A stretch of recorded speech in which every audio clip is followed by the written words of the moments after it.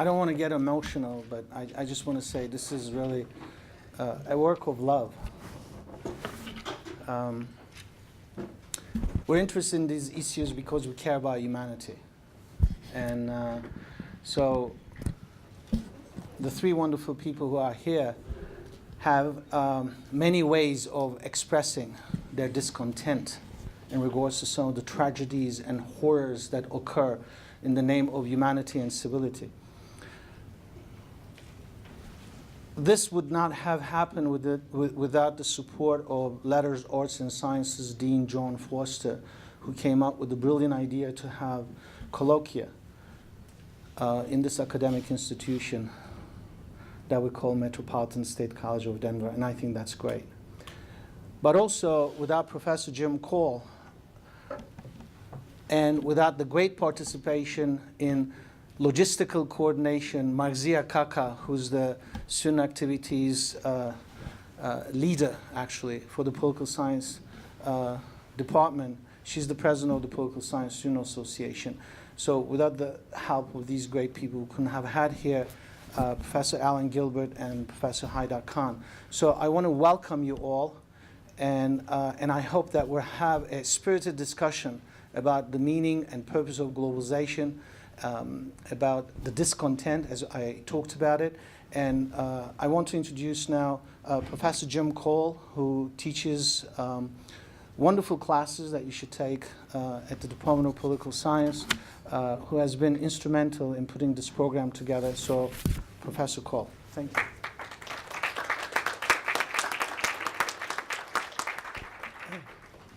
Well, thank you and welcome to you all. Can you hear me all right on the mic and stuff? T.S. Eliot called April the cruelest month in his great poem, The Wasteland. Perhaps in Denver we might call it the wettest month, I think, or something like it. We're getting our snow that we should have gotten 2 or 3 months ago.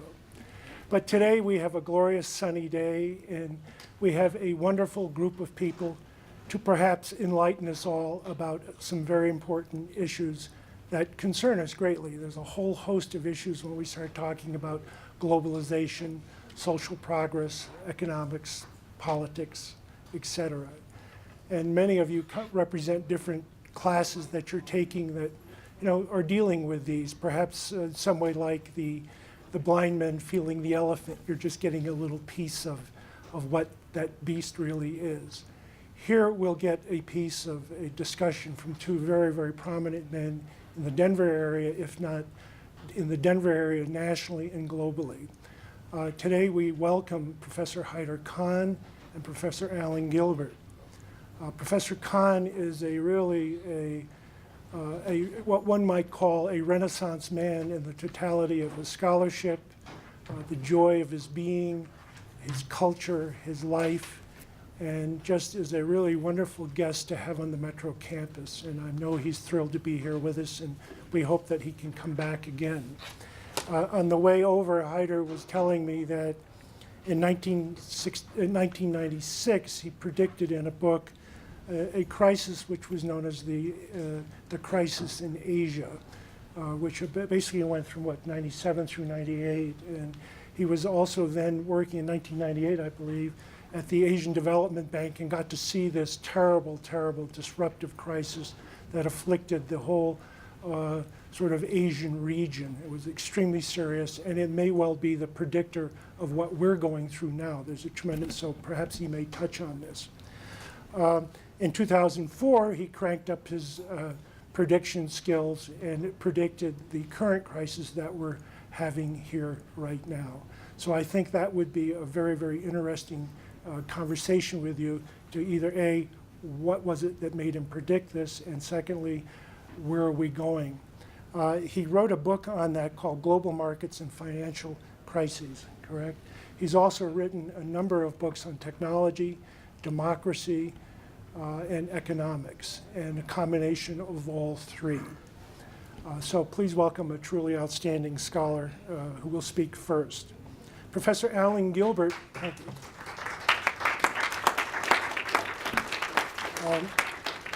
Professor Alan Gilbert is also one of the jewels in the crown of the Denver area. He teaches along with Haider at the now Joseph Corbell School of International Studies, and has been a mentor to many of us in the Denver region as well as around the world. His early works are on Karl Marx, a very wonderful book that some of you may have studied, which I think is one of the best discussions of the politics of Karl Marx, followed by a brilliant analysis of a topic called democratic individuality. And one might say, perhaps in another way, as Professor Kahn has predicted these various crises, Alan was dealing with the concept of global politics and the constraints on democracy. I can recall coming back from Europe in 1998 and being in a discussion at the then GSIS, which was now the Joseph Corbell School, of where I was seeing what he was talking about in the streets of Cologne in Birmingham, England. People demonstrating the idea that economic policies were pushing constraints on democracies and then forcing a counter-reaction by activities. And it was a brilliant analysis which still is with us, and I hope that he can clarify that further in his discussions. Our format today will be Professor Kahn. Oh, please welcome Professor Gilbert.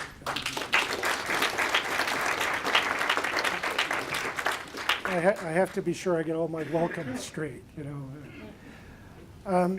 Our format will be this. Professor Kahn will speak, followed by for 20 minutes, followed by a 10-minute question and answer period. Then we'll have Professor Gilbert speak for 20 minutes, followed by another 10-minute question and answer period. And then we'll have concluding comments. We expect to run from, we're starting at 10, and we'll go to 11:15, 11:30ish. So if students do have to leave at 11:15, please do. We expect to be here till 11:30. Yes? Yes, yes. Okay, because we do not have a microphone for a speaker or a question. Beg your pardon? Yeah. So we'll get the audio out. What we'll do is if you just stand up, you know, and ask your question, and we'll repeat the question here. Please realize that the questions should contain questions, not answers. And we'll leave it up to our speakers to do the answering of the questions. So that way will help us move along more quickly. So without further ado, please welcome Professor Kahn.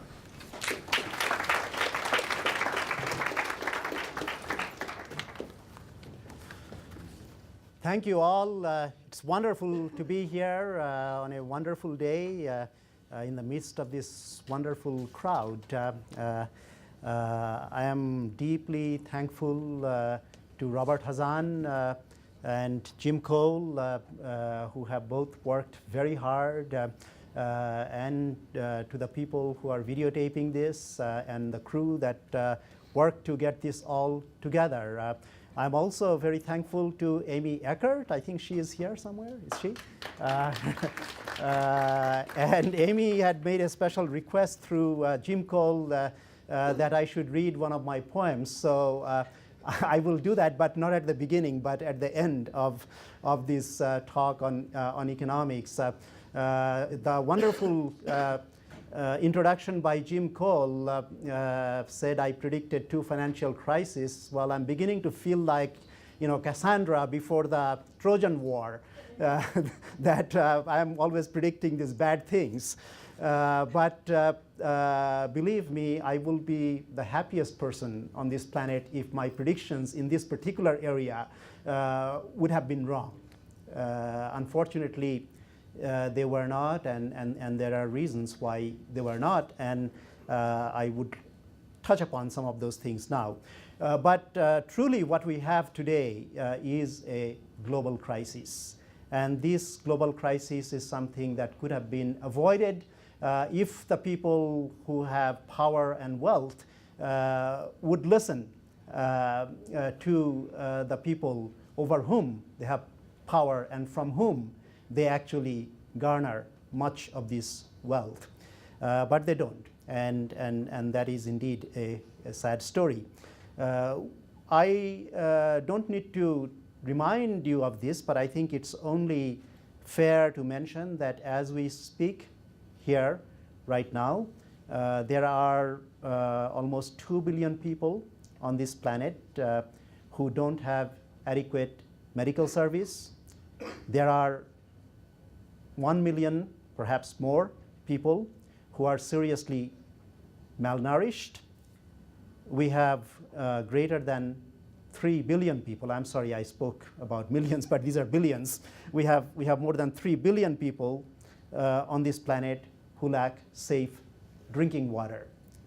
And in the last 30 years, the income and wealth inequality, which was always fairly high, except for a few select places in this world, like China before 1980s, we have seen a tremendous increase, even in what was already a fairly high level of inequality. So we do indeed live on a planet that is facing severe crises, not to mention the ecological crisis and global warming, which is on everybody's mind and on some people's lips nowadays, but which could have been predicted and was predicted actually many years ago. During my talk, I want to deal with basically two theses. The first one is that the current crisis is indeed global and will be prolonged. It is not really my intention to again make predictions that are bad, but unfortunately, in order to be truthful, I have to say that this global crisis is going to be with us for a while. The second thesis is that the solution so far that has been presented, both in this country and in other parts of the world, at best, really is a piecemeal solution. It does not really address the deeper causes of our troubles, and probably it will not, unless people are out on the street and through other fora make their views known, and perhaps a new type of politics will also be necessary, which I'm sure Alan will elaborate on after my piece. So we do need new policies that probably will come only after a new type of politics for more popular, more socially oriented economy. Now we have globalization, which the great French scholar Michel Beau, who has written this wonderful book called History of Capitalism from 1500 to 2000, which I'm using now in two of my seminars at DU. He describes globalization as plump and round, smooth and slippery. Indeed, if you were to believe the rhetoric on globalization, which some of us at least opposed right from the very beginning, you would think that with globalization, everybody would be on this very happy planet, that everybody would, like in a fairy tale, live happily ever after. Of course, we are now in the ever after, and we are not happy. So what went wrong? Well, globalization, if you analyze it seriously, you'd find it's, minus the rhetoric, indeed a very complex concept. It has at least 4 dimensions.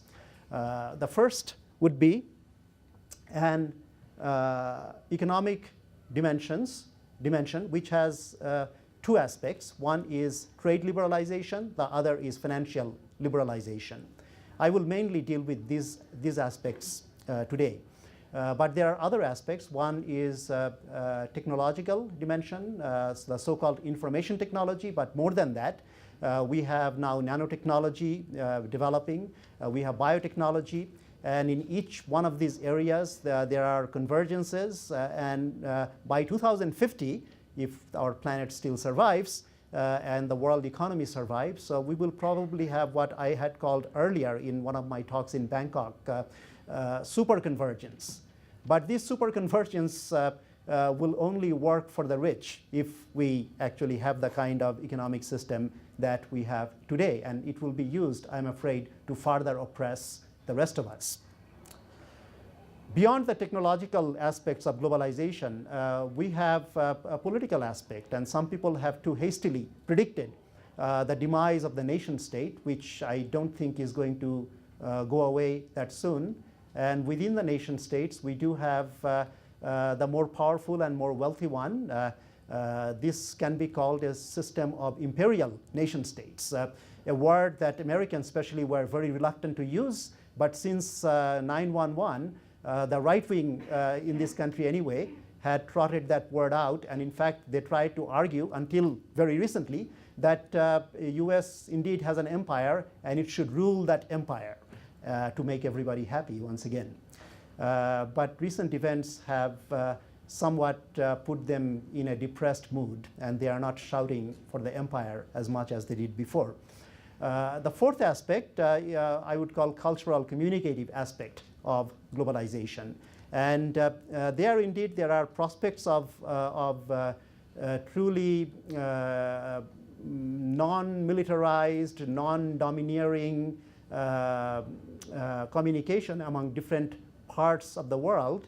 But given that we live in an imperial world, so far cultural communicative aspect of globalization has been what could be called a soft version of imperialism. Anyway, I'm not going to go over them too much during my talk this morning.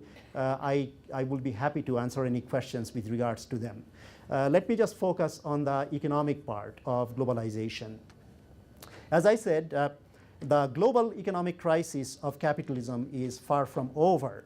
The summit in April in London and the buzz from the finance ministries of the G20 are further pieces of evidence that the leaders of the global capitalist system are shaken by the unexpected depth and breadth of this crisis. So we have this crisis, but we also have hope, or should I say we had hopes. With the election of Barack Obama in this country, which truly is historically unprecedented, and given the goodwill that I think he has from all of us, and his own sense, I think better than his predecessor certainly, but better than the Democrats who preceded the Republicans in this country also, he certainly did some of the right things, but not all of them. So I'm not with the critics who say that he could have actually created state socialism in this country within the first 100 days. That's something that Chris Hedges recently has written about. I don't think that was on the agenda, so it would have been somewhat foolhardy to expect him to have done it. Not that I would have been unhappy if he had been able to nationalize the banks, and if he had been able to do more for the poorer people in this country, if he had been able to do more without all these earmarks in his $787 billion stimulus package. But without him, we would have had much less. And that certainly would not have gotten us anywhere either. We have to realize that the roots of the crisis lie in the rampant play of the free market forces that were unleashed long before the Bush administration started to carry out its particularly open attack on the US working class, along with irresponsible financial liberalization. The misadventures in Iraq and Afghanistan, together with the failures of the neoconservative agenda, make the policies of the Bush administration stand out as truly and arrogantly misconceived. But the Clinton administration also did not stand in the way of dismantling the remaining financial safeguards from the New Deal era. Politically, the Clinton administration also pursued a neoliberal imperialist policy abroad.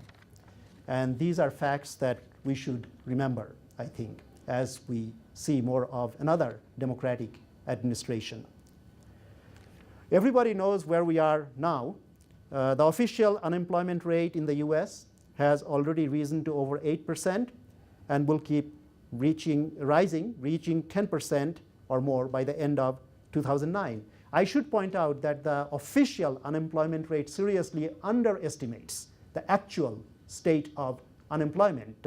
Just to mention two things, If you are too discouraged and give up looking for work, you are still unemployed. You know, you don't have a job, you don't have money, but you are no longer counted as being in the labor force. And in the way that we count the employed, we actually count anybody who has worked some during the week, no matter how little, up to a certain number of hours, of course, as fully employed. So we actually end up underestimating the unemployment rate as a result. One might guess that we probably already have an unemployment rate hovering around 10% or more. An actual rate of unemployment by the end of this year will be higher than that. The rest of the world, of course, is suffering, in some cases even more than we are. So we should have the global perspective in mind.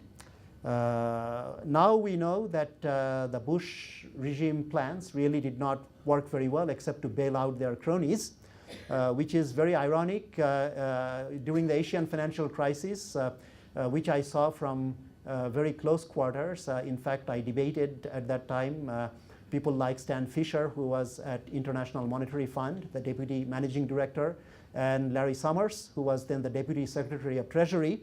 Our plan actually was to create an alternative Asian monetary fund, so to speak, which of course they wouldn't go for at all.